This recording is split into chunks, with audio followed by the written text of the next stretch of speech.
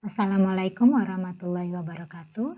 Pada segmen ini kita akan membahas tentang gugus pelindung pada karbonil dan amina. Tidak terlalu banyak opsi untuk proteksi gugus ini, tidak sebanyak pada gugus hidroksi yang telah kita pelajari sebelumnya. Salah satu metode proteksi karbonil adalah mengubahnya menjadi asetal dengan katalis TiCl4 titanium tetraklorida dengan tambahan basa trietilamin dalam pelarut metanol. Reaksi ini mudah, murah, sehingga dapat di scale up atau dilakukan pada skala besar. Alternatif lain adalah mengubah menjadi asetal siklik. Nah, alternatif lainnya adalah mengubah menjadi asetal siklik yang Anda telah lihat pada contoh sebelumnya. Asetal siklik ini juga disebut dengan dioksolan. Reaksi ini dapat dilakukan menggunakan katalis yang relatif lebih murah, yaitu dalam suasana asam saja. Biasanya katalisnya antara lain adalah PPTS, Anda sudah lihat strukturnya sebelumnya, piridinium paratoluin sulfonat, kemudian asam Lewis BF3, ya, paratoluin sulfonic acid, atau kemudian juga resin yang bersifat asam, ya, atau amberlis. Dengan resin tentu saja ada keuntungannya, reaksi dapat dilakukan secara heterogen, ya, yang nanti resinnya tinggal Anda filter atau saring saja. Nah, selanjutnya karbonil juga dapat diproteksi sebagai tioasetal. Karena berada pada golongan yang sama, sulfur memiliki banyak kesamaan sifat kimia dengan oksigen sehingga dapat dimanfaatkan dalam sintesis.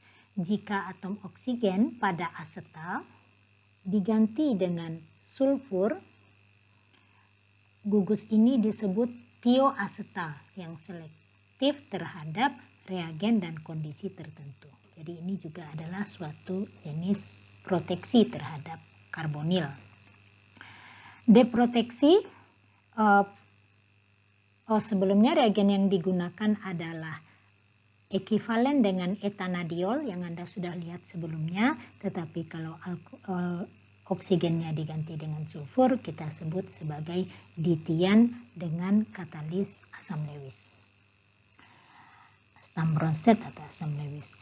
Nah, deproteksi dapat dilakukan dengan menggunakan merkuri klorida atau dapat juga direduksi dengan katalis reninikel dan gas hidrogen untuk menghilangkan gugus karbonilnya. Jadi Anda lihat di sini reaksi ini berguna juga apabila Anda menginginkan produk yang tidak ada gugus karbonilnya atau dekarbonilasi atau deoksigenasi.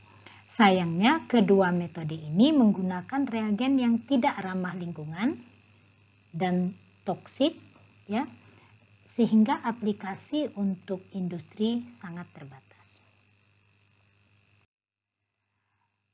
Nah, sekarang kita akan lihat proteksi untuk amina. Amina dapat diproteksi dengan gugus benzil dengan metode yang mirip dengan reaksi Williamson, Anda masih ingat, yaitu pembentukan ether, ya, yaitu dengan tambahan basa seperti trietilamin. Dalam hal ini kita basahkan dengan trietilamin, atau natrium hidrida juga bisa, dan direaksikan dengan BNBR, benzil bromida.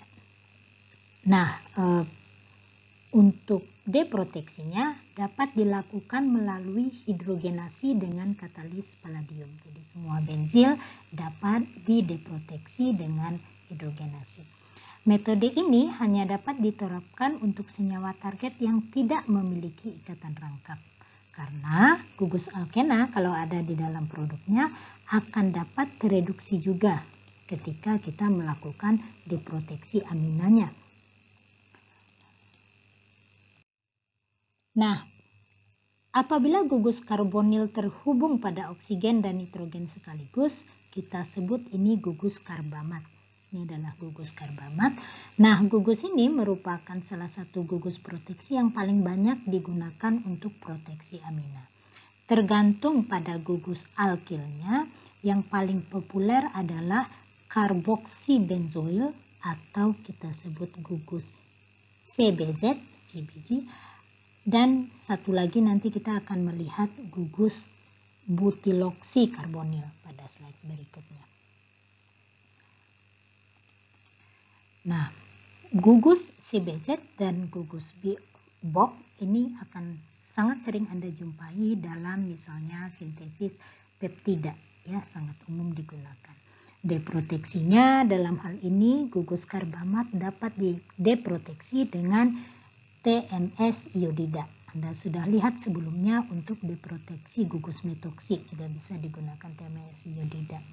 Kemudian gugus CBZ bisa dideproteksi menggunakan hidrogenasi dengan palladium. Gugus BOC paling banyak digunakan karena metode proteksinya tidak terbatas pada hidrogenasi dengan palladium, tetapi dapat diproteksi dalam suasana asam, sehingga ideal untuk senyawa target yang mengandung gugus alkena. Sampai jumpa pada segmen berikutnya.